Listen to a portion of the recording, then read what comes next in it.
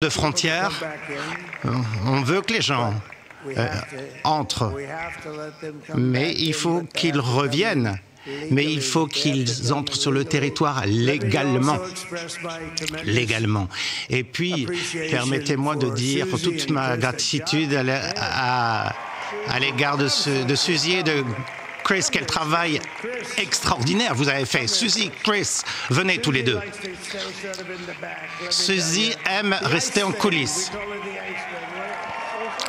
La Reine des Neiges, c'est comme ça qu'on l'appelle. Et Chris, viens ici. Suzy aime être dans l'ombre.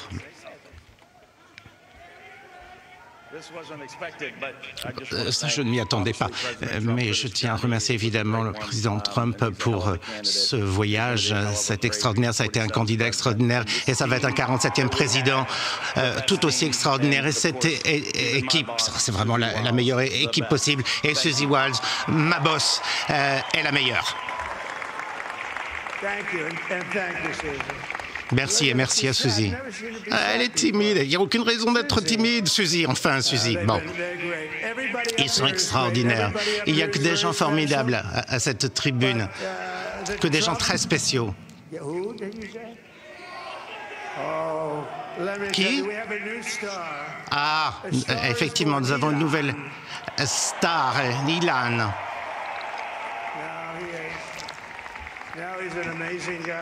Oui, il est vraiment épatant. On a passé du temps aujourd'hui ensemble. Il a passé 2 semaines à Philadelphie, dans différents endroits en Pennsylvanie. Ilan, et il nous a envoyé cette fusée. Il y a quelques semaines, j'ai vu arriver la fusée quand elle est revenue, toute brillante, c'est magnifique. À 10 000 km ou miles par heure, et j'ai dit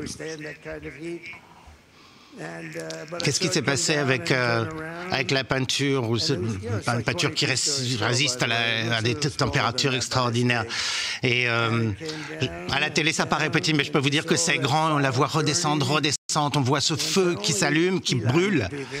Et je me suis dit, ça doit être Elon, ça. Il n'y a qu'Elon pour faire une chose pareille. Et je lui ai raconté l'histoire hier. Il y avait quelqu'un au téléphone. J'avais l'écran, mais pas le son, parce que j'étais au téléphone avec quelqu'un d'important, de très important. Une des personnes les plus importantes du pays, d'ailleurs. Mais, donc, j'ai déjà été président, mais j'avais l'idée que j'allais peut-être redevenir président. Et j'ai demandé à la personne qui était au téléphone avec moi d'attendre 2 secondes. Et donc, il reste au téléphone et moi, je regarde l'écran, je vois ce truc complètement dingue qui redescend. On a l'impression que ça va s'écraser. Et je suis donc au téléphone et je lui dis attends et je pose mon téléphone. J'avais l'impression de regarder de la science-fiction et en fait pendant 45 minutes je ne lui ai pas reparlé. Je regardais ce qui se passait. J'ai vu cette fusée redescendre, ces moteurs qui s'allument. J'ai eu l'impression que c'était fini, qu'il allait s'écraser et d'un seul coup je vois du côté gauche cette flamme qui s'allume et d'un seul coup hop, ça pivote, hop, c'est attrapé par ses bras. Doucement, comme si c'était un petit bébé. Et c'était quelque chose de si beau à voir. Et j'appelle Elon et je dis « Elon, c'est toi qui as fait ça ?» Il me dit « Oui, c'est moi. » Et je dis « Elon, qui d'autre peut faire ça? Les Russes peuvent? Non. La Chine? Non. Les États-Unis, à part toi? Non, personne ne peut faire ça. Et c'est pour ça que je t'aime, Elon, lui ai-je répondu. C'est extraordinaire. » Et quand on a eu le tragique ouragan Katrina, et ce qui s'est passé en Caroline du Nord, avec toute cette eau, on n'a jamais vu de telles inondations, des terrains entiers qui sont devenus des lacs. Et les gens de Caroline du Nord sont venus me voir et m'ont dit est-ce qu'il ne serait pas possible que vous parliez à Elon Musk, on a besoin de Starlink. Et je dis c'est quoi Starlink? C'est un type de communication. Appelez Elon. Et c'était très dangereux, la situation était dangereuse, pas de communication, plus rien ne fonctionnait. J'appelle Elon et je dis Elon, je crois que tu as quelque chose qui s'appelle Starlink. Je me trompe ou non? Non, oui, j'ai bien ça Starlink. Et c'est quoi ça? C'est un système de communication qui marche très bien. Et je lui dis, Elon, on en a vraiment, vraiment besoin en Caroline du Nord. Est-ce que tu peux faire ça? Et il est arrivé si vite que c'était incroyable. Et ça a sauvé des vies. Il a sauvé beaucoup de vies. Et il est vraiment extraordinaire. C'est un génie. Et il faut protéger nos génies. On n'en a pas tant que ça. Il faut protéger nos super génies. Et je tiens à remercier le US Open Champion. Il frappe la balle un petit peu plus long que moi. DeChambeau, est-ce qu'il est là? Il est là, peut-être? Où est-il? Bryson. Oh, il est timide. Il est en train de faire des balles, il tape des balles. Ah, regardez-le.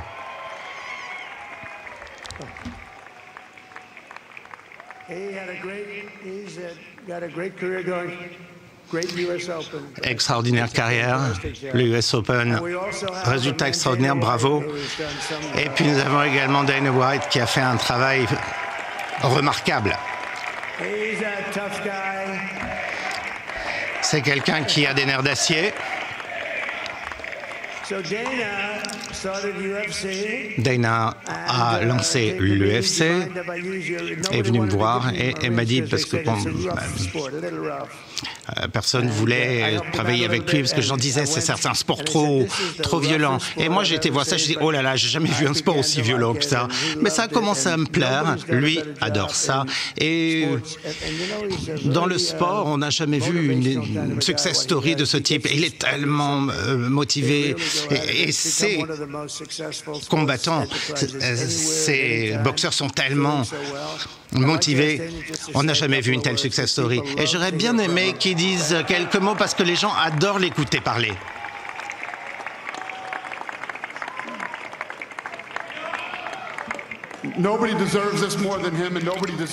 Personne ne mérite ce qui lui arrive plus que lui et plus que sa famille. Voilà ce qui s'arrive quand la machine vous combat. Ce que vous avez vu pendant les 7 dernières années, voilà ce qui se passe.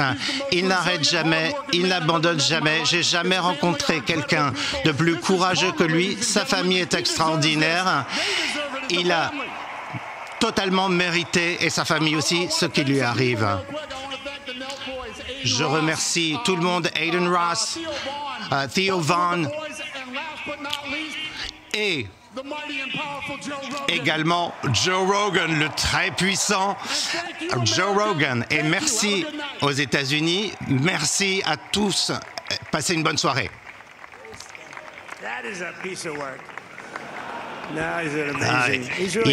Il est quand même particulier, non? Non, il est extraordinaire. Mais je tiens surtout à remercier les millions d'Américains travailleurs qui ont toujours été le cœur même de ce grand mouvement.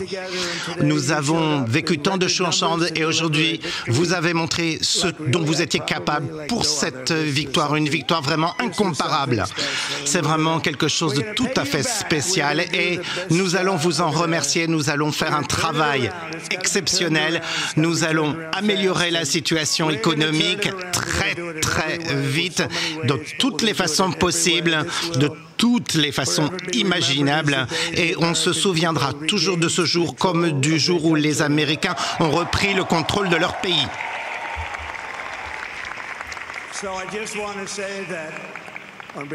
Et donc, je tiens juste à dire, au nom de cette extraordinaire équipe de gens si travailleurs, si fantastiques, je pourrais ajouter quelques noms, Robert F. Kennedy Jr., par exemple,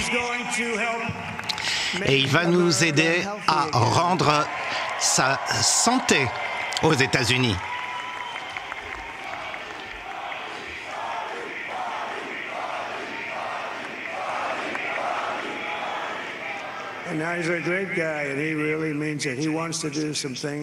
Il est vraiment remarquable. Il a beaucoup de projets et on va l'aider à accomplir ses projets. Et je tiens à lui dire, Bobby, tout ce qui est pétrole, tu me laisses ça. On a cet or liquide, c'est gaz plus que tout autre pays, plus que l'Arabie Saoudite, plus que la Russie. Bobby, arrête avec l'or doré.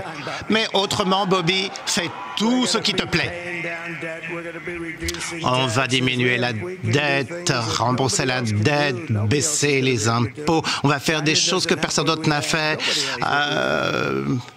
Personne n'a autant de ressources que nous. La Chine n'a pas ça. Personne. Mais c'est aussi, surtout qu'on a les gens les plus extraordinaires. C'est ça le plus important. Cette campagne est si historique de tant de points de vue. Nous avons construit le mouvement, la coalition la plus unie, la plus forte, la plus puissante. On n'a jamais vu ça dans toute l'histoire américaine. Jeunes, âgés, hommes, femmes, ruraux, urbains.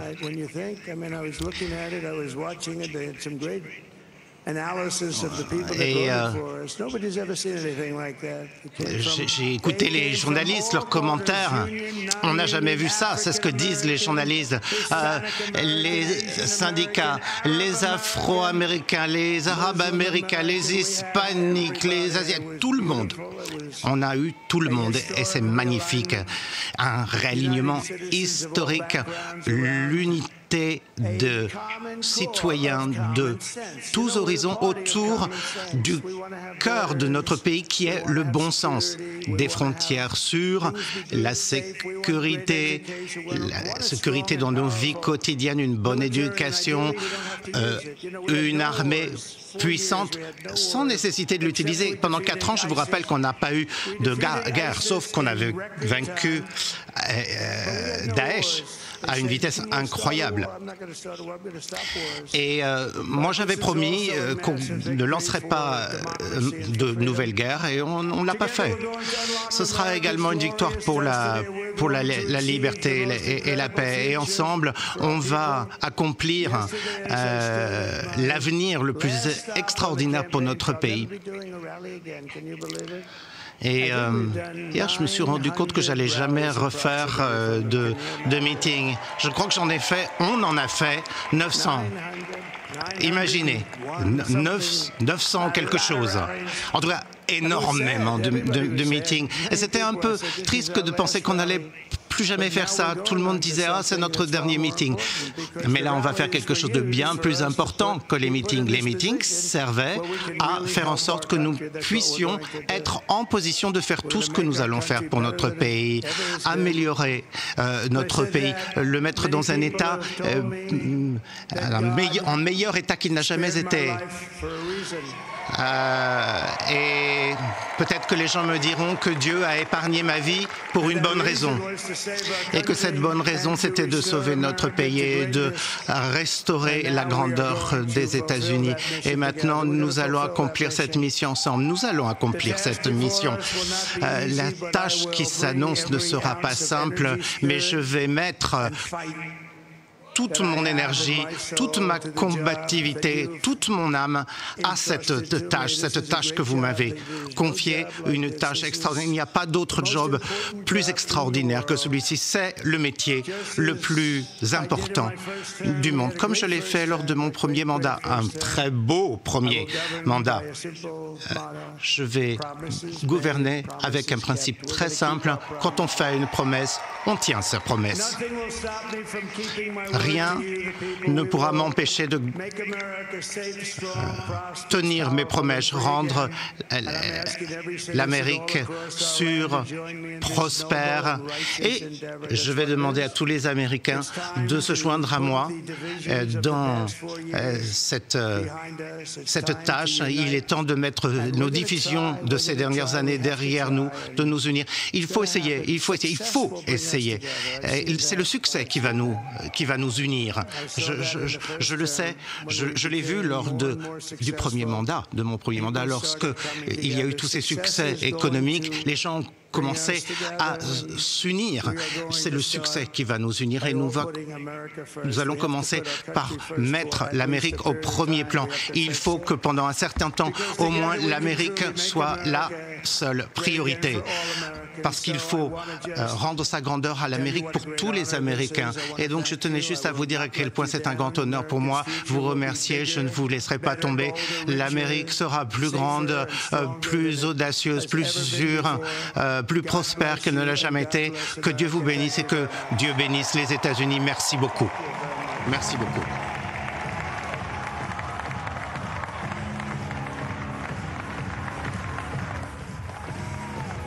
Que venons-nous d'entendre? Un discours que seul Donald Trump peut faire, lunaire parfois, c'est le cas de le dire, avec une longue digression sur la fusée d'Elon Musk, des remerciements aux Américains qui l'ont élu. Donald Trump revendique sa victoire et il utilise comme rarement le terme d'unité. Il le dit, le succès va nous unir. Il s'est dit aussi ravi de gagner le vote populaire. C'est sympa, a-t-il dit, on se sent aimé, une touche très personnelle. Nous avons repris le contrôle, ça c'est une phrase que l'on attendait aussi, lui qui disait vouloir remettre la main finalement sur les États-Unis. Il a parlé du Sénat, il a parlé de la Chambre des représentants qu'il compte bien garder malgré des votes pas forcément en la faveur des républicains dans les dernières heures. Il a laissé parler J.D. Vance, son vice-président désormais. Il a fait du Trump, il a taclé les médias, critiqué CNN. Un discours pas vraiment solennel, un Donald Trump extrêmement détendu, plus qu'en 2016 en tout cas. Philippe Gély, que retenez-vous de ce que l'on vient d'entendre? Eh bien, je trouve que c'est intéressant. On a peut-être l'esquisse d'un Trump version 2, clairement plus consensuel qu'en 2016 et bien sûr en 2020. Plus apaisé, semble-t-il. Effectivement, son discours n'était pas très écrit. Il y a des digressions, il y en a toujours chez Donald Trump, mais il a remercié beaucoup de gens, ce qui n'est pas complètement neutre de sa part. Il est toujours un peu dans l'hyperbole, mais beaucoup moins dans l'agressivité. L'entendre dire qu'il faut laisser les divisions derrière soi, ce concept aussi, c'est le succès qui va nous unir, qui va unir le peuple américain. Ça veut dire qu'en fait, je vais conquérir les électeurs que je n'ai pas encore conquis dans les urnes par ma politique, mes succès économiques et la façon dont je mènerai cette présidence. Il a salué le cerveau, par exemple, de J.D. Vance, son vice-président. C'est intéressant. Il dit c'est un type super intelligent, on va faire de bonnes choses. Bon, bien sûr, Elon Musk, c'est peut-être le prochain président des États-Unis. Je crois qu'il ne peut pas le devenir. Il n'est pas né aux États-Unis. Ah oui, il n'est pas né aux États-Unis, oui, c'est vrai. Dommage pour lui. Ce sera peut-être le vice-président de l'ombre. Arthur Chevalier, bonjour. Bonjour. Vous êtes éditeur, chroniqueur chez nos confrères du Point. Je vous demande la même question. Quel regard portez-vous sur ce que l'on vient d'entendre? Qu'est-ce qui vous a marqué? Alors effectivement, il y a un contraste avec cette campagne qui a été très violente d'un bout à l'autre. Hein. Ça a été épuisant. Il a commencé par le dire au début. D'ailleurs, on le voit que physiquement, il est très fatigué. C'est normal. Hein. Il a 78 ans. On l'oublie un peu, mais il terminera son mandat à 82 ans. Comme Joe Biden. Comme Joe Biden, exactement. Non, je pense qu'il faut aussi se rendre compte que le candidat Trump d'aujourd'hui n'est pas le candidat Trump de la première fois où il a été élu, puisque la première fois, c'était pas le candidat du Parti républicain, c'était un objet volant non identifié, si vous voulez. Et donc là, maintenant, c'est quelqu'un qui, depuis 4 ans, certes a beaucoup d'étain sur le Parti républicain, on a pris le contrôle, mais c'est aussi quelqu'un qui a subi l'influence du Parti républicain et s'y est assimilé aussi. Vous voyez ce que je veux dire? Ah oui, vous trouvez? Évidemment, c'est évident, puisque de toute façon, il ne pouvait pas échapper à la case Parti républicain pour venir au pouvoir. Donc de toute façon... Non plus, hein. Non, bien sûr, mais ce que je veux dire, c'est que c'était pas du tout attendu. Là, maintenant, il y avait des vrais élus au Congrès de Donald Trump. Enfin, il a fait un vrai travail au sein du parti, si je puis dire, pendant 4 ans. Voilà, il en a pris le contrôle. Il a pris le contrôle. Donc, je trouve je pense qu'à mon avis, on aura une présidence Trump beaucoup plus establishment que la première fois. J'en suis convaincu. Et puis ensuite, c'est la victoire d'une stratégie. Enfin, je veux dire, la violence de la campagne, les outrances, les provocations, c'était aussi le fait de la stratégie de Trump. Et je pense que c'était assez maîtrisé. Et qu'aujourd'hui, c'est une autre histoire qui commence. Voilà ce que je pense. Nous venons d'entendre une vingtaine de minutes du discours de Donald Trump. Si vous nous rejoignez, il est presque 9h. On va quand même faire un point sur cette carte pour vous expliquer en quoi Donald Trump, même si ce n'est pas tout à fait officiel, va bel et bien devenir le 47e président des États-Unis. Sylvain Châtelain. Oui, Thibault, on vient de recevoir les résultats d'un État important pour Kamala Harris, en tout cas, qui est le Minnesota, qu'elle a remporté. Elle remporte les 10 grands électeurs de cet État. Mais vous voyez que si je dézoome sur cette carte préparée par le service infographie du Figaro, ça ne suffira pas pour l'emporter, puisque tous les États qui sont encore en gris sur cette carte, pour lesquels on attend encore les résultats, eh bien Donald Trump est donné en tête dans les résultats partiels dans tous ces États, à l'exception du Maine, qui ne contient que 2 grands électeurs. Voilà pourquoi, Thibault. Oui.